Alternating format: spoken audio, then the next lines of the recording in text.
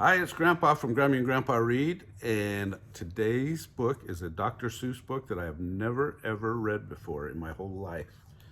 So I was very interested. It's called The Bippolo Seed and Other Lost Stories by Dr. Seuss. Have you guys even heard of this book?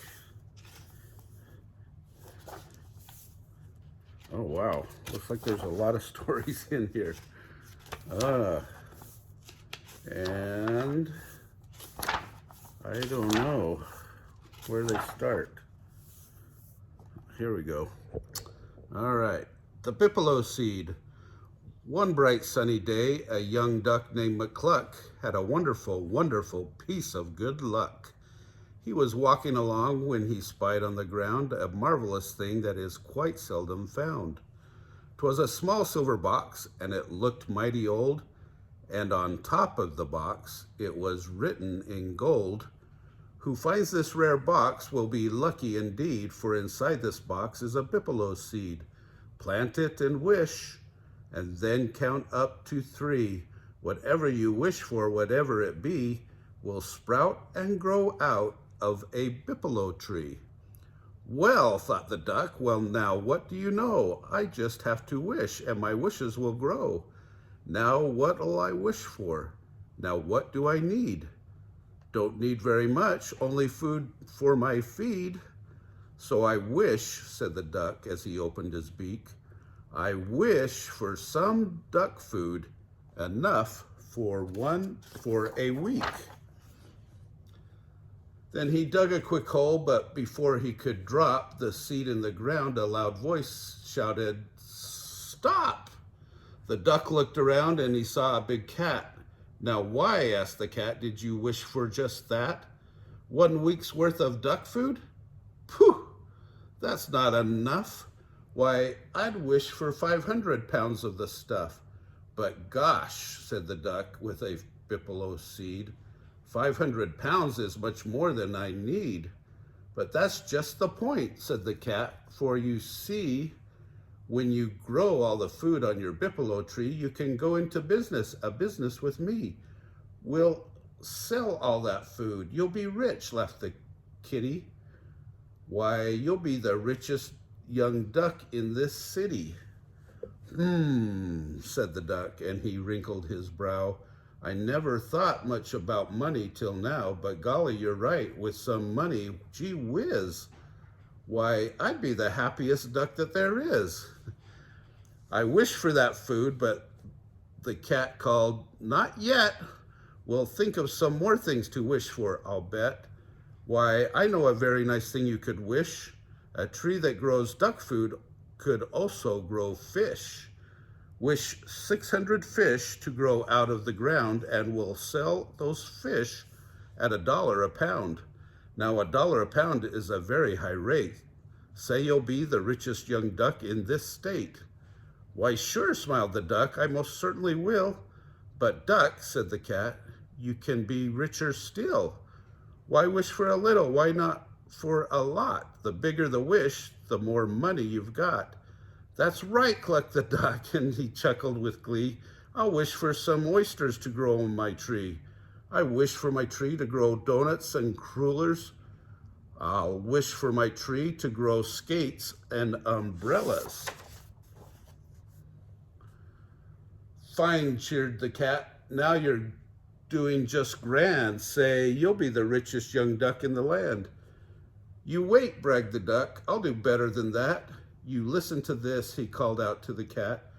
"I'll wish for 10 bicycles made out of pearls and 800 muffs that will sell to small girls.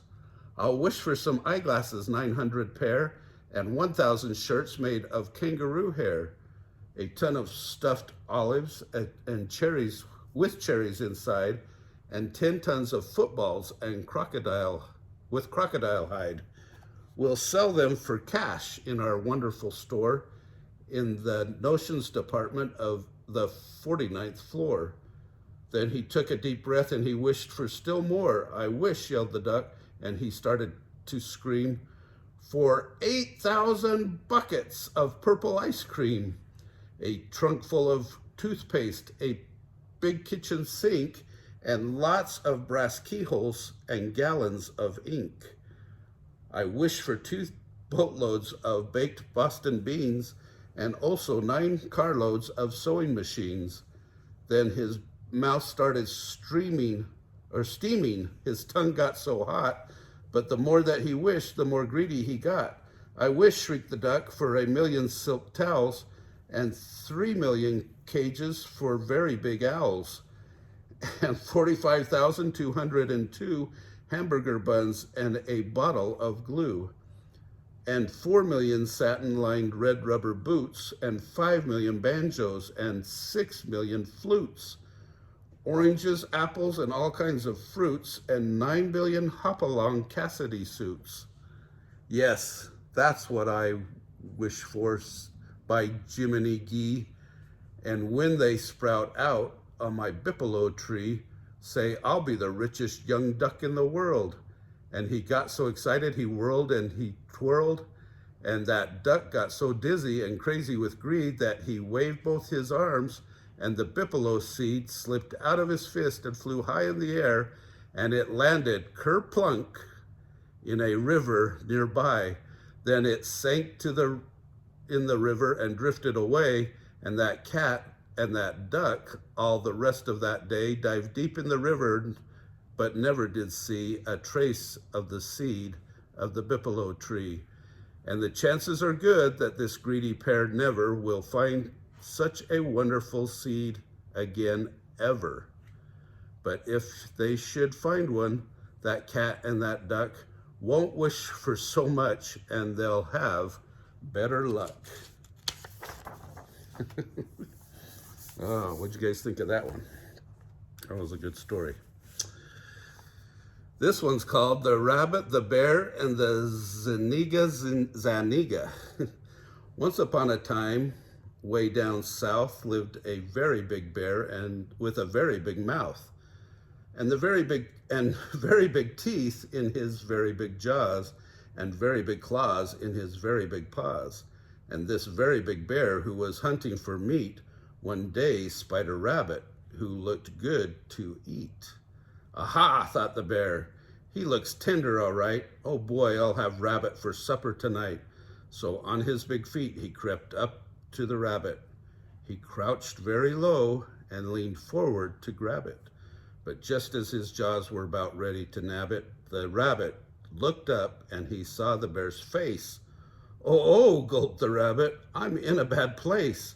I cannot escape, and I see with a glance that it's no use to fight, 'cause I haven't a chance. For I am a rabbit with very small jaws and very small claws in my very small paws.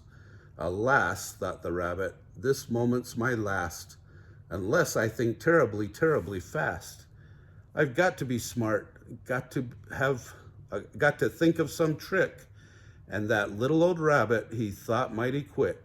Then just as the teeth of the bear touched his head, the rabbit jumped up and suddenly said, 1, 2, 3, 4, 5, 6, 7, 8, 9. 9? Only 9? That's a very bad sign. Poor bear, sighed the rabbit, then counted again, and this time he counted from 1 up to 10. Huh? The bear grunted, he stared, and he stopped. He looked mighty puzzled. His jaw sort of dropped. Now, what are you counting then? What do you see? Do you mean to say something's the matter with me? Well, said the rabbit from down where he stood, I sure hate to tell you, it isn't too good. I was counting the eyelashes round your 2 eyes, your left eye, your right eye, and to my surprise, they weren't the same number. Almost, but not quite. You've 10 on your left eye, but 9 on your right. I'm sorry, so sorry, but sir, it is true. Poor bear, this is dreadful. 1 eyelash too few. The bear looked upset. He looked frightfully sad. Good gracious, he gasped. Is that really so bad? Well, said the rabbit, I've counted the hairs that grow on the eyelids of hundreds of bears, and I always have noticed in adding up theirs, that they always come out to an even out amount. But yours, Mr. Bear, make an uneven count, and I guess that's the reason, the rabbit then said. For a lopsided way that you're holding your head, it's twisted, it's sagging because of the weight of your uneven lashes. You can't hold it straight. My head, groaned the bear with an unhappy roar. Why, I never knew it was crooked before, but now that you say so, it does feel quite funny. I'll bet that it hurts you a lot, said the bunny. I'll bet that it hurts you right down to your tail. My, Mr. Bear, you look horribly pale. Say, how does your throat feel? A little bit prickly? It does, moaned the bear, and my stomach feels tickly. Poor me, cried the bear. I feel all over sickly. Tsh, tsh, said the rabbit. It's just as I reckoned. Your ailment is getting much worse by the second. Your tongue, Mr. Bear, does it taste a bit fuzzy? Your brain, Mr. Bear, does it feel a bit wuzzy? Why, yes, gasped the bear, it most certainly does. Is that a bad sign, all that fuzz and that wuzz? It is, said the rabbit, alas and alack. It's a sign that your trouble has spread to your back. For even right now, while I'm standing here speaking, I hear a loud sound from your backbone. It's creaking. Oh, the lack of an eyelash can make you a wreck. The lack of an eyelash can break a bear's neck. It can break all your ribs. It can ruin your heart. Who knows what might happen? You might fall apart. Be careful, poor bear. Don't you even dare cough, or your feet and your tail and your nose may fall off. And he gave that big bear such a sorrowful look that the bear started trembling. He shook and he shook. Ah me, the bear blubbered. Oh, what can I do? Must I die just because of one lash too few? Oh, how can I get one more lash to grow? Well, smiled the rabbit, it happens I know of a way you might do it. You're standing, you see, right under a zaniga zaniga tree. Now the flowers of this tree have some wonderful juices that doctors have put into some marvelous uses. Their juice, I am told, is so strong that it cures sicknesses even much greater than yours. The juice of these flowers cures measles and mumps. The juice of these flowers cures freckles and bumps, whooping cough, croup, also colic and sprains, chickenpox, smallpox, and bellyache pains. There's nothing, they say, that this juice cannot do. So I think, Mr. Bear, it's the right juice for you. What you ought to do, least it seems to me, is climb up this zaniga tree and pick yourself one of those wonderful flowers. Hold it tight to your eye for a couple of hours. I know it'll cure you, I haven't a doubt, for the lash you are lacking will suddenly sprout. You mean, cried the bear, I'll have 10 on each eye? You mean, cried the bear, that I don't have to die? Oh, thanks, cried the bear, you are wonderfully good. And he climbed up the tree just as fast as he could. And while the big bear held the flower to his face, the rabbit, like lightning, raced off from that place. And thus he escaped from the very big jaws of that very big bear with the very big claws. And he laughed as he ran on his very small paws. It's always the same when you fight with big guys. A bit of quick thinking counts much more than size. Oh, another great story. This one's called Gustav the Goldfish.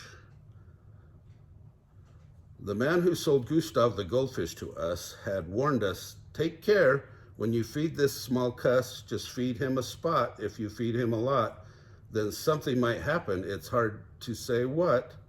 That's what the man said, so I tried to take care just to feed Gus a pinch, but it never seemed fair, 'cause he always looked sad when he gulped down the stuff, and his eyes seemed to tell me, this isn't enough. Then he'd always blow bubbles, as much as to say, come on, don't be stingy, I'm hungry today. Gus had to have food, not a spot, but a lot. No matter what happened, I didn't care what. So finally one day, poor old Gus looked so thin, I took the whole box and I dumped it all in. But the second I did it, I saw I'd done wrong. That fish food, I guess, must be terribly strong. The second Gus ate it, he grew twice as long. He grew twice as thick and he grew twice as wide. Too big for his fishbowl. His tail was outside. He was bursting the glass. He was big as a trout. I grabbed for the rose bowl. I yanked the rose out. My mother's best bowl, but I spilled Gustav in it. But what was the use? Because the very next minute, Gustav was bigger, as big as a shad. And he looked through the glass and he looked mighty mad. And he splashed and he thrashed and he burped and he blew, as much as to tell me, I blame this on you. This is your fault, 'cause you fed me a lot. Get me out of here quick. Get me out of this spot. To the back of the house, to the kitchen I ran. I needed more water. I filled up a pan. I poured Gustav in it as fast as I could, but that he kept right on growing. It did him no good. I poured him from pot into pot after pot, but the faster I poured him, the bigger he got. Then I ran out of pots, but poor Gustav still grew. Oh, it's awful what one box of fish food can do. Water, more water, he'll die in the air. I raced up from the kitchen and up the hall stair, upstairs to the bathroom, and oh, what a climb, 'cause the fish in my arms grew and grew all the time. Each step he kept groaning and rolling his eyes. When I got to the top, he was halibut size. He was almost too big for a fellow to hug or lug. But I got to the bathtub and put in the plug, and I turned on the cold water faucet full blast. Gustav, I panted, you're safe now, at last. Gustav, I panted, this tub ought to do. It holds my whole family. It ought to hold you. But it didn't hold Gustav. He kept right on growing, and soon the whole bathtub was full, overflowing. And my parents, I knew, would be very upset because the water was making the bathroom quite wet. It was up past my ankles, my knees past my waist. And I saw Father's shaving brush, toothbrush and paste bobbing round in the ocean. But what could I do? Because Gustav, my goldfish, still grew and he grew. He was big as a dolphin, a porpoise, a seal. Oh, why did I ever feed Gustav that meal? Just because I was careless and fed him a lot, I would drown in this bathroom, as likely as not. Then bang, with a crash and a terrible roar and a splintering smash, we burst right through the door. And Gustav and I shot out into the halls and back down the stairs like Niagara Falls. Then the first thing I knew, we were down in the cellar, and Gustav, my fish, was a gigantic feller. Too wild and too dangerous to handle alone. I need some help, so I rushed to the phone and quick dialed the number of Mr. Van Bus, the man who sold Gustav the goldfish to us. Come over, please, mister. He's big as a whale. He's hanging the furnace to bits with his tail. Oh, he's banging the furnace to bits with his tail. I knew, sighed the man, this would happen one day, and he hung up the phone and he came right away with a lot of strange bottles tucked into his vest and a thing on his back like a medicine chest. And he took it down cellar and worked underwater on Gustav for more than an hour and a quarter. What he did, I don't know, but he must have been wise, because he shrunk Gustav back to his regular size. And he said as he handed my fish back to me, "It was mighty hard, boy, but this time it's free. If it happens again, I shall charge a big fee. So next time, take care." And he stalked through the door. Since then, I've fed Gustav so much and no more. Since then, I have not fed him more than a spot, 'cause something might happen, and now I know what. Tad and Todd. One twin was named Tad, and one twin was named Todd, and they are alike as two peas in a pod. They were so much alike from their hair to their feet that people would stare when they walked down the street, and no one, not even their own mother, knew which one was what one and what one was who. Now Todd on the right was the happier one. He thought being twins was a whole lot of fun. He liked it because no one could tell him from Tad. But Tad on the left, well, it made him quite sad. So Tad on the left side one day said to Todd, "I don't think to be like two peas in a pod. I'm going to look different, I tell you," he said. And Tad got some ink and he dyed his hair red. Now people will know when they see me and you which one is what one and what one is who. "No, no," answered Todd on the right, "if you please. I like the idea of the pod and two peas." And Todd grabbed the bottle and quick as a wink, he dyed his own hair with the very same ink. "Oh," sighed poor Tad on the left, "this is bad. I still look like Todd and he still looks like Tad." And he worried all day and he fretted all night. How can I look different from Todd on the right? It's going to take brains and it's going to take tricks, thought Tad, and next morning he got up at 6. I've got to wear clothes of a very strange kind, so he made a false tail, which he hitched on behind. He left off one shoe, stuck a rose in his toe. "Now, when they see me," said Tad, "they will know which one is what one and who without fail, for I'll be the one with the rose and the tail. But to make double sure, I'll do one more small thing. I'll catch a queer bird, which I'll keep on a string. I'll take the bird with me wherever I go, and the bird and my tail and the rose on my toe will show that I'm Tad, and that Todd is not me, that I am just I, and that I am not he." Thought Tad, it's not bad. It's not bad for a start, but I've got to make certain they'll tell us apart.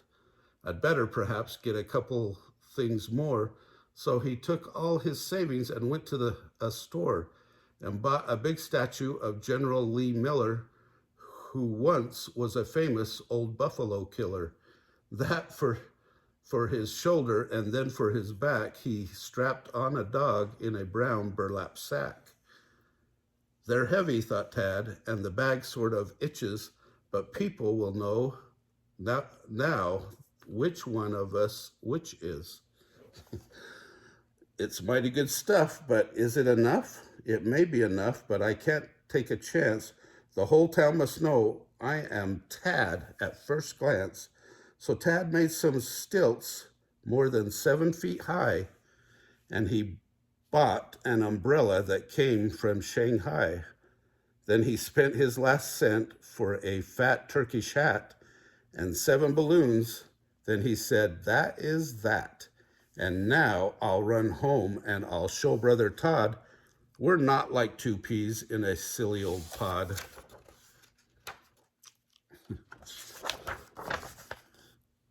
But when he got home, what a terrible sight. Tad on the left stared at Todd on the right and saw that his brother had dressed up quite neatly, exactly like he was, precisely, completely.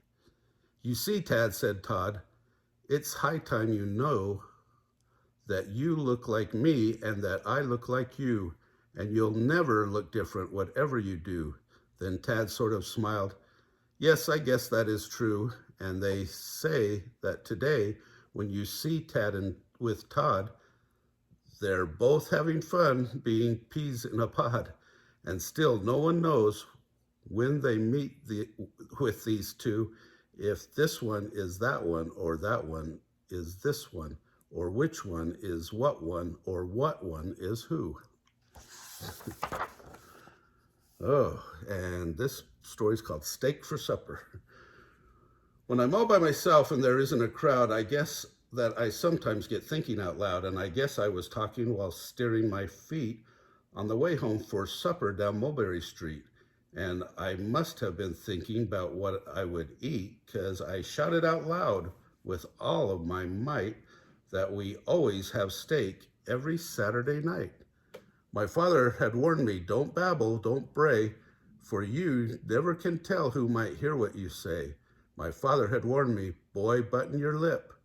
And I guess that I should have. I made a bad slip, because the minute I said we had steak for our meal, I noticed an Ika behind at my heel, and that Ika was trailing me home for a bite of the steak that we would have every Saturday night.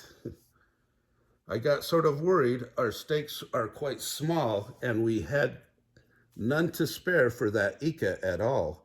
Then I really got worried. The next thing I knew, the Ika was talking and babbling too. That Ika was waving his wing at a gritch. Come on, he was calling.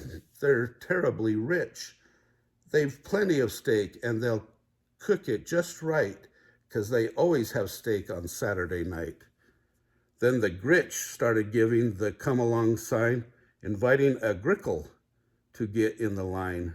Join up, called the gritch, for I'm sure they'll be able to set one more plate at their dining room table. An Ika, a gritch, and a grickle to feed my mother, I knew would be angry indeed. And I groaned, and I knew that I hadn't been bright when I bragged we had steak every Saturday night. And then the grickle called out to a nupper. They always have steak at their Saturday supper. Good gracious, I gasped. How the news gets around, and a steak so expensive, $1 a pound. A nupper for supper, a gritch and a grickle, and also an Ika. Oh boy, what a pickle. I shivered. I wondered what Father would do when I walked in the house with that terrible crew. When Father saw them, there's a very good chance that I'd likely get whaled on the seat of my pants. And I guess if I did, it would serve me quite right, because I blabbed, we had steak every Saturday night. And the very next second I groaned, oh, good grief, when the nupper called out to a pair of wild weef. Come on, you wild weef, what a party we'll make. For Saturday supper, they always have steak. What a mess. 2 wild weef and a nupper, an Ika, a gritch, and a grickle. I'd never felt sicker. I knew that the minute I walked through the door, my mother would faint and my father would roar.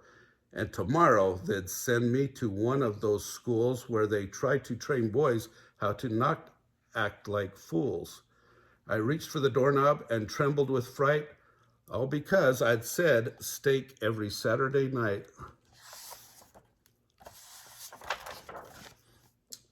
I opened the door, then I stopped with a sniff. I smelled what was cooking. I took a big whiff. The Ika stopped also and sniffed at the smell, and so did the weef and the nupper as well.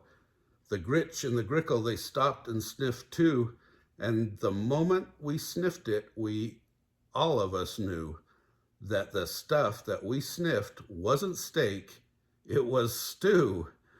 The butcher who sent it had made a mistake. For Saturday supper, we didn't have steak.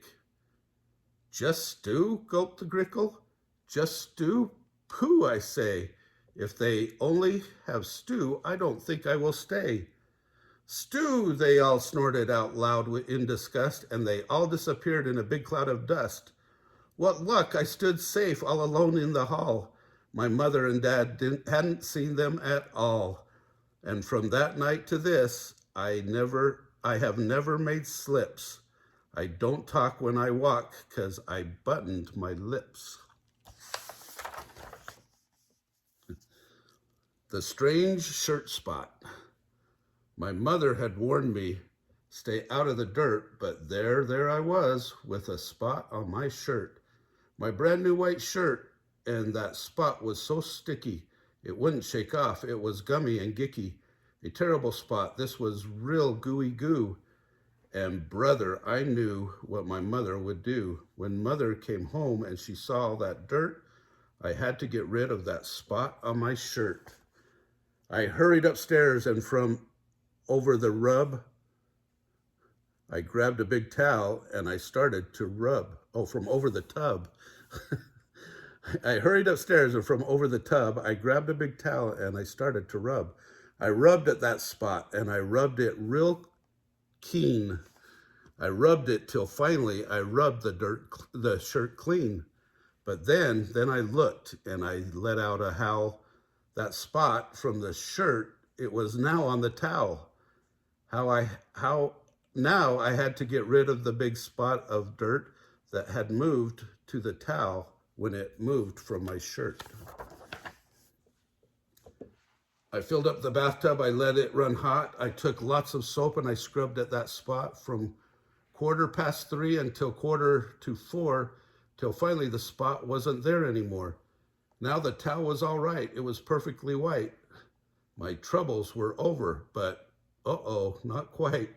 For the spot that had moved from my shirt to the towel was now on the tub. I was sore as an owl. What kind of spot was this spot I had found? The way the darn thing kept on jumping around. Now the tub needed cleaning. I ran from the room. I ran to the kitchen. I brought back the broom, and I swept at the spot till I swept it away, but everything seemed to be crazy today. For the spot from the tub, from the towel, from the shirt, was now on the broom. This was mighty queer dirt.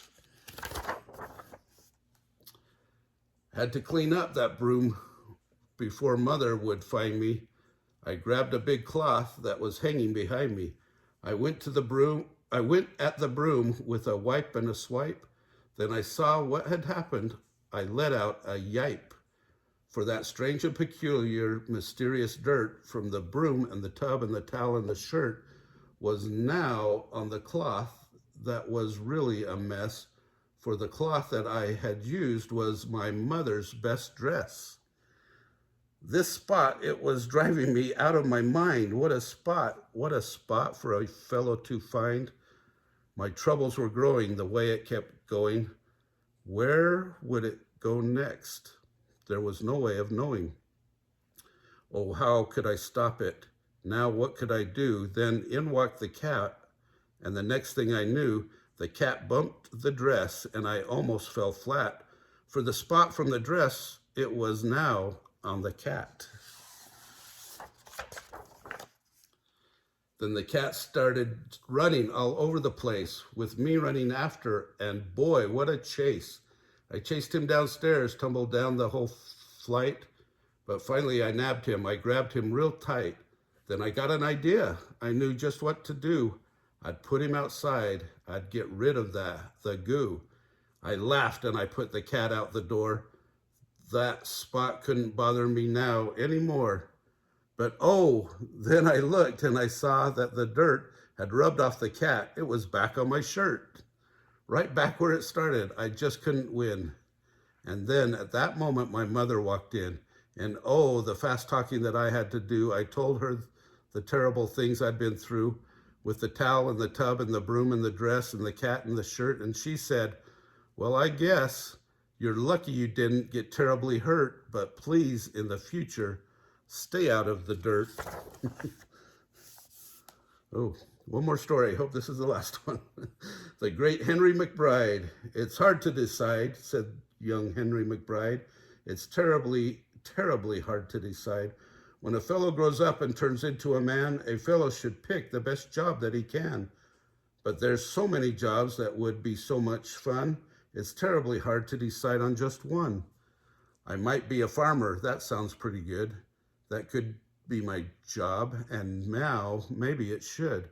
I'll buy a big farm somewhere in the West and raise giant rabbits, the world's very best. Yeah, that's what I'll do. That's the way I'll decide. I'll be the big rabbit man, Henry McBride. But now I don't know. I'm too smart and too clever to tie myself down just to one job forever. If I do have two jobs, now that will be swell. Besides taking care of the rabbits I sell, why, I could be also a doctor as well. Then people will say when they feel sick inside, I'll go to the rabbit man, Dr. McBride. The man who does two things? Yep, that'll be me. Doctor and rabbit man Henry McBee. But why only two things? Say, I could do three. I'll build a big radio broadcasting tower and broadcast the news and the sports every hour. And then I'll be famous and known far and wide as broadcaster rabbit man Dr. McBride. Pooh, 3 jobs is nothing. I still could do more. I've got lots of brains. It's a cinch. I'll do 4. I'll buy myself one of those seal trainer suits and train seals to balance big balls on their snoots. Then people will say, young McBride is sure slick. He raises fine rabbits while healing the sick, while broadcasting news, and besides he's so quick, he's all the time teaching some seal a new trick. And cow punching's great. So I'll do that, of course.